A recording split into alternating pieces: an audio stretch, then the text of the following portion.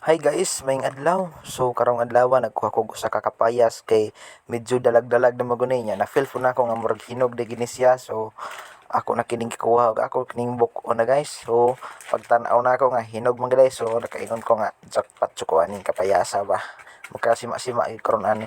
So sa mga nangutana day guys nga ginana nako pagpikas ang maong kapayas. So kung ganahan gud mo guys nga magtanom og kapayas nga mamunga, dili katong mahimo nga magsanga-sangara ang iyang bulak. Inanaon ninyo pagpikas mo na tips kapayas, dili ninyo tung-on kay di gina mabunga. So inana pagpikas guys. Kung ganahan mo nga itanom ninyo ang liso guys, inanaon gina pagpikas ang kapayas. Kay kung inyong tung-on gina pagpikas guys, dili inanaon di jud na mabunga.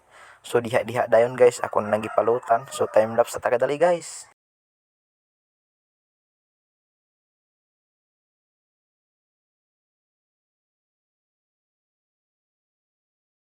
Og sa diha na guys, nga nagkuha na ta og sulodlan para sa atong kapayas kay ato ni hugasan kay hugasan gid nato una nato kanon guys kay ang tagok ani makasamad man kuno sa tong baba kung kanon ra to rekta nga way hugas.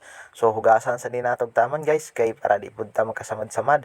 So diha guys, lami medyo excited may kumukaon kana lang sa akong gisiguro og talot kay ako nang kanon. So tilawan bay lami oy.